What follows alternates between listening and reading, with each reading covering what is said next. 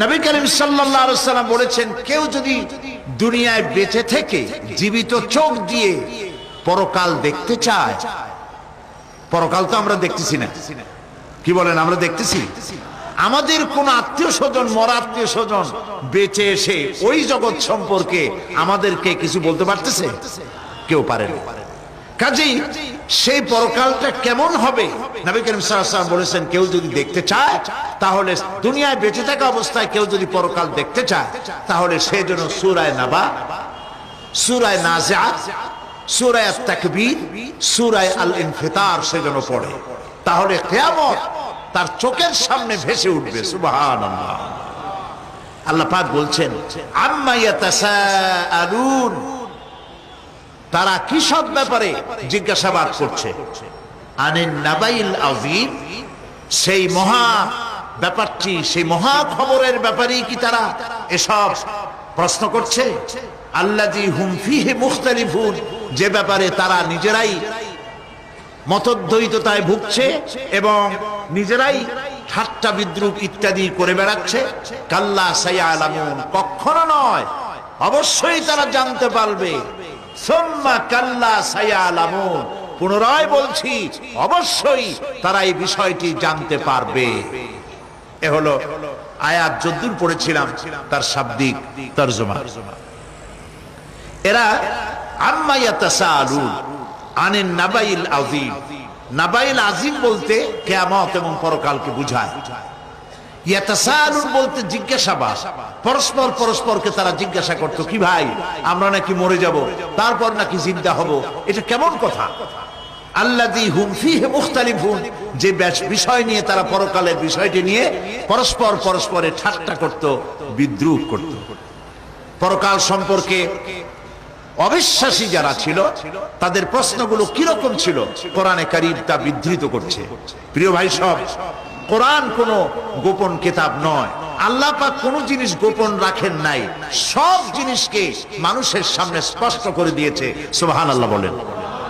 কিন্তু এখানে একটা দুঃখ আছে, সেটা হলো এই যে কোরআন শরীফ সম্পর্কে আমাদের মুসলমানদের একটি গ্রুপ, একটি দল, তারা বলে বেড়ান যে কোরআন তো আসলে আমরা বুঝবো না, আমরা হলাম পাবলিক, কোরআনের আমরা বুঝবো কি? এগুলি সব আলেম ওলামাদের কাম, আমরা বুঝবো না। আসেন আমাদের অন্যরা কি বলে, হুজুররা কি বলে দেখি, সেই সব বইপত্র পড়ি। প্রিয় ভাই সব, বুজুর্গরা, মুরব্বীরা যে কথা বলেন, সেই কথা যে সঠিক তা বোঝার জন্যই তো কোরআন প্রয়োজন। কোরআনই যদি না বুঝলেন তাহলে তারা আপনাদেরকে বিভ্রান্ত করছে কিনা সেটা তো আপনি বুঝতে পারবেন না। কথা ঠিক কিনা বলেন? এখন কোরআন বোঝা যারা বলেন যে এটা কোরআন বোঝা সহজ নয়, কঠিন, আমার চিন্তায় এই লোকগুলি, এই বিশাল একটি গ্রুপ, একটি দল, শয়তানের বড় রকমের ওয়াসওয়াসার ভিতরে তারা নিমজ্জিত হয়ে গেছে। আল্লাহ মেহেরবানি করে এই ভাইদের দৃষ্টিকে খুলে দিন, যাতে তারা বুঝতে পারে যে কোরআন শুধু আলেম ওলামাদের জন্য নয়, কোরআন পৃথিবীর সমস্ত মানুষের জন্য।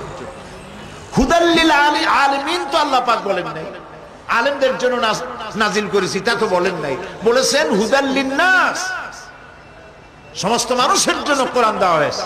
এখন কোরআন বোঝা কঠিন না সহজ? এই প্রশ্নের জবাবে আল্লাহ রাব্বুল আলামিন, আমরা প্রশ্ন করব, আমাদের প্রশ্ন করার অনেক আগে আল্লাহ রাব্বুল আলামিন সূরা কামারের ভিতরে একটি প্রশ্নের জবাব 4 বার দিয়েছেন। আল্লাহ পাক বলেছেন, ওয়া লাকাদ ইয়াসসারনাল কুরআনা লিযিকর ফাহাল মিন মুদ্দাকির। আল্লাহ পাক বলেন, আমি আল্লাহ অবশ্যই কোরআনকে মুখস্থ করার জন্য আর কোরআন বোঝার জন্য মানুষের কাছে আমি সহজ করে দিয়েছি। ফাহাল মিন মুদ্দাকির, আছে কেউ এর থেকে উপদেশ গ্রহণ করা? 4 বার আল্লাহ পাক বলেছেন সূরা কামারের ভিতরে, অবশ্যই কোরআন আমি বোঝার জন্য সহজ করে দিয়েছি। সুবহানাল্লাহ বলেন। আমরা বুঝতে চাই না, তাহলে বুঝবো কি করে? বুঝতে চাইলেই তো আমরা বুঝতে পারবো, চেষ্টা করলেই বুঝতে পারবো। কোরআনে কারীমের এই সূরাটির দিকে লক্ষ্য করে আল্লাহ পাক বলছে, কাফেররা এটা বিশ্বাস করত না। বিশ্বাস না করে তারা কি সব প্রশ্ন উঠাইতো, সেই প্রশ্নগুলো আল্লাহ পাক তুলে ধরেছেন। আরেকটি জিনিস লক্ষ্য করুন, আল্লাহর চাইতে শক্তিধর পৃথিবীতে কেউ আছে? আকাশে কেউ আছে? কোথাও কেউ আছে? কেউ নাই। আল্লাহরে অস্বীকার করছে একদল লোক, বলতেছে মানি না। আল্লাহ পাক ফেরেশতা পাঠায় দিলেন, ওদের গর্দান পিটাই ভাঙিয়ে দাও, আমারে মানে না কেন? এইরকম কি আল্লাহ করছে? না, করেন নাই। ওরা বলে পরকাল মানি না, আল্লাহরে মানি না। আল্লাহ পাক কোরআনে যুক্তি দিয়েছেন, আর নবী করিম সাল্লাল্লাহু আলাইহি ওয়াসাল্লামকে বলেছেন, ইন্নামা আনতা মুযাক্কিরুন লাস্তা আলাইহিম বিমুসাইতি। হে নবী, উপদেশক করে আপনাকে পাঠিয়েছি, আপনাকে লাঠি চার্জ করার জন্য পাঠাই নাই। আপনি দারোগা নন, আপনি প্রচারক। মানুষকে উপদেশ দিন সুন্দর সুন্দর ভাষায়, উদউ ইলা সাবিলি রাব্বিকা বিল হিকমাতি ওয়াল মাউইজাতিল হাসানা। মিষ্টি মিষ্টি ভাবে, সুন্দর ভাবে, সুকৌশলে মানুষকে ভালো ভালো কথাগুলি সুন্দর করে বুঝিয়ে দিন। সুবহানাল্লাহ বলেন। এখন এই কাফেররা বলছে পরকাল বুঝি না, এগুলা কেমনে হয়? আমরা অস্বীকার করি, মানি না। আল্লাহ পাক সাথে সাথে ফেরেশতা দিয়ে কারো ঘাড় মটকান নাই, কিন্তু পারতেন না? পারতেন না? আরে ভাই বলেন না কেন, পারতো কি না? অবশ্যই পারতেন, কিন্তু তা করেন নাই। প্রত্যেকটি কথা যুক্তি দিয়ে, হাজারো যুক্তি দিয়ে আল্লাহ পাক বুঝাইছেন। সুবহানাল্লাহ। কাফেরেরা প্রশ্ন করল,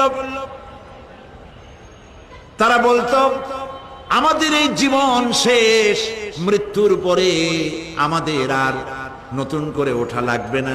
ওরা বলতো ইন্না হাউলানি লা ইয়াকুলুনা ইন হিয়া ইল্লা মাউতাতুনাল উলা ওয়া মা নাহনু বিমুনশারিন। তারা বলতো এই জীবনটাই আমাদের শেষ, এইখানে আমরা মৃত্যু ছাড়া, আমাদের এই জীবন ছাড়া আর কিছুই নাই, আর আমাদেরকে পুনরুত্থিত করা হবে না। পরিষ্কার তারা বলতো যে আমাদেরকে পুনরুত্থিত করা হবে না। এরপরে তারা আরো বলতো মা নাদরি মাস-সাআতু ওয়ান নাযুন্নু ইল্লা যান্না ওয়া মা নাহনু বিমুস্তাইকিনিন। ওরা বলতো কিয়ামত কি জিনিস তা আমরা জানি না, আমরা বুঝি না, আমরা শুধু অনুমান করি মাত্র, আর আমাদের বিশ্বাস হলো আমাদেরকে কখনোই উঠানো হবে না, পুনরুত্থিত আমরা হব না। প্রিয় ভাই সব, এইভাবে তারা পরকালকে অস্বীকার করার কথাগুলি তারা বলতো। কাফেরেরা প্রশ্ন তুলতো, আমরা আর আমাদের মৃত্যুর পরে আর আমাদেরকে জিন্দা করা হবে না।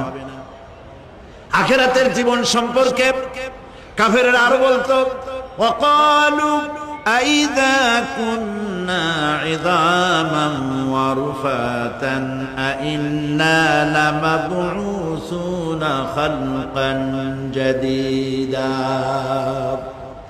তারা বলতো যে আমরা মরে যাওয়ার পর আমাদের গোশতগুলি মিশে যাবে, হাড্ডি গুড্ডিগুলি পচে যাবে, এরপরে আমাদেরকে নতুন করে চিন্তা করা হবে। এটা মাথার মধ্যে ঢোকে না, কি আশ্চর্য ধরনের কথাটা হবে কি করে?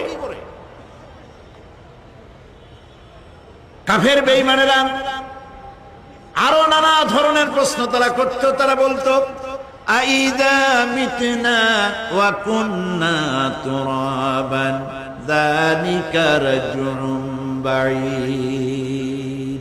আমরা মাটিতে মিশে যাব, তারপরেও কি আমাদেরকে চিন্তা করা হবে, আমাদেরকে আবার উঠানো হবে? এটা তো বুদ্ধি, এটা চিন্তার বাইরের কথা, এটা তো মানতে পারি না। আসলে কাফেরদের এই বক্তব্য অনুযায়ী পরকালের জীবন বুদ্ধি বহির্ভূত নয়। ওরা যে বলে যে এটা আমাদের বুদ্ধিতে কুলায় না, আসলে তারা বুদ্ধি খাটায় নাই। কাফের তো বুদ্ধি খাটায় নাই। যেমন আমাদের ইউনিভার্সিটিতে ঢাকা বিশ্ববিদ্যালয়ে একজন ছিল, হ্যাঁ আমি নাম নাই নিলাম, আপনারা তো বুঝে ভালাইছেন। সে কয় যে পরকাল বিশ্বাস করি না, বিয়ে টিয়া মানি না, মরা এটা হইতে পারে, কিন্তু মরার পরে আরেকটা জীবন হবে, ওইখানে হিসাব হবে, বিচার হবে, এই সমস্ত মানি না। এর থেকে আমারে তোমরা, আমি মরার পর হ্যাঁ মানে গোসল করাইও না, কাফন পরাইও না, জানাজা মানাজা এগুলি আমি বিশ্বাস করি না। নাউযুবিল্লাহ। কত বড় কপাল পোড়া, কত বড় কপাল পোড়া!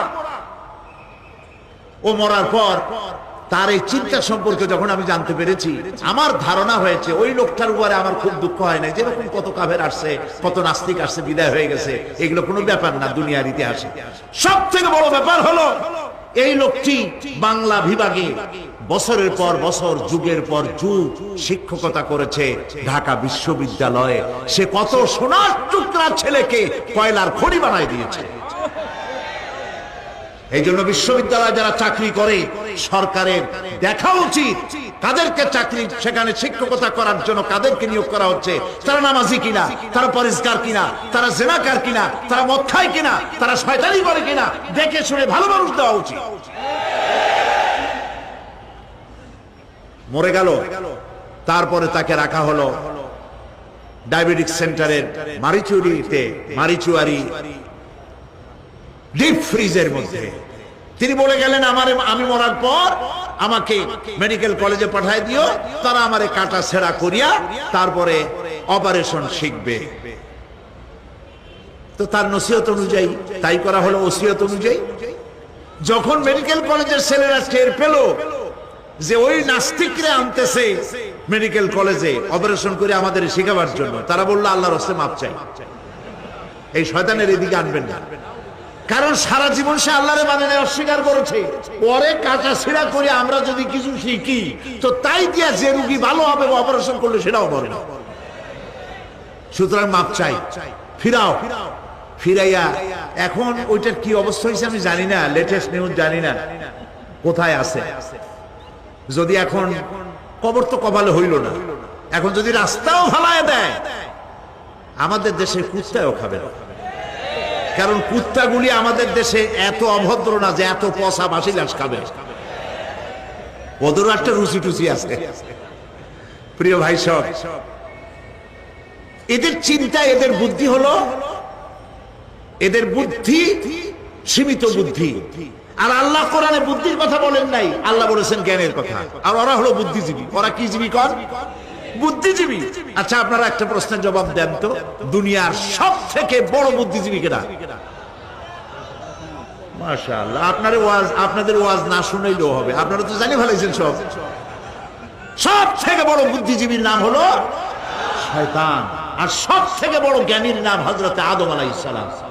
মানুষের মধ্যে সর্বপ্রথম তাকে জ্ঞান দান করেছিলেন। সুবহানাল্লাহ। আল্লাহ পাক কোরআনের মধ্যে কোথাও বলেন নাই যে আমি বুদ্ধি দিছি। আল্লাহ পাক বলেছেন ওয়া আল্লামা আদামাল আসমাআ কুল্লাহা, আমি আদমকে সমস্ত জিনিসের জ্ঞান দিয়েছি, নামগুলা শিখাইছি। সুবহানাল্লাহ। ওয়ালাকাদ আতাইনা লুকমানাল হিকমা, আমি লোকমানকে জ্ঞান দান করেছি। ওয়ালাকাদ আতাইনা দাউদা ওয়া সুলাইমানা ইলমা, আমি দাউদ আর সুলাইমানকে কি দিছি? বুদ্ধি দিছি। কি দিছি? জ্ঞান দান করেছি। ইব্রাহিম আলাইহিস সালাম বলেছেন, হে আমার আব্বা, হে আমার পিতা, আমার কাছে এমন জ্ঞান এসেছে যে জ্ঞান আপনার কাছে নাই। ফাত্তাবিউনি আহদিকা সিরাতান সাবিয়্যা, আপনি আমার অনুসরণ করেন, আমি আপনাকে সোজা রাস্তায় উঠায় দেব। সুবহানাল্লাহ। আমার কাছে এমন ইলম আছে। কোরআনে কারীমে আল্লাহ রাব্বুল আলামিন বুদ্ধি শেখো, আল্লাহর কাছে বুদ্ধি কামনা করো, এটা তিনি এক জায়গাও বলেন নাই। বলেছেন আমার কাছে দোয়া চাও, রব্বি জিদনি ইলমা। পড়েন সবাই, রব্বি জিদনি ইলমা। আবার বলেন, রব্বি জিদনি ইলমা। আয় আল্লাহ, তুমি আমার জ্ঞান বৃদ্ধি করে দাও। শয়তান ছিল বুদ্ধিজীবী, আদম আলাইহিস সালাম ছিলেন জ্ঞানী। শয়তান সুদ্দা। আল্লাহ পাক যখন সকলকে বললেন উসজুদু লিআদামা, সবাই মিলে আদমকে সেজদা দাও, ফাসাজাদু, সবাই মিলে সেজদা করলো, ইল্লা মিস্টার ইবলিস সেজদা করলো না। আবা ওয়াস্তাকবারা ওয়া কানা মিনাল কাফিরিন, কপাল পুড়লো, জম্মের পোড়া। এখন ও যে বুদ্ধিজীবী, দুনিয়ার বড় বুদ্ধিজীবী, দেখেন অবস্থা।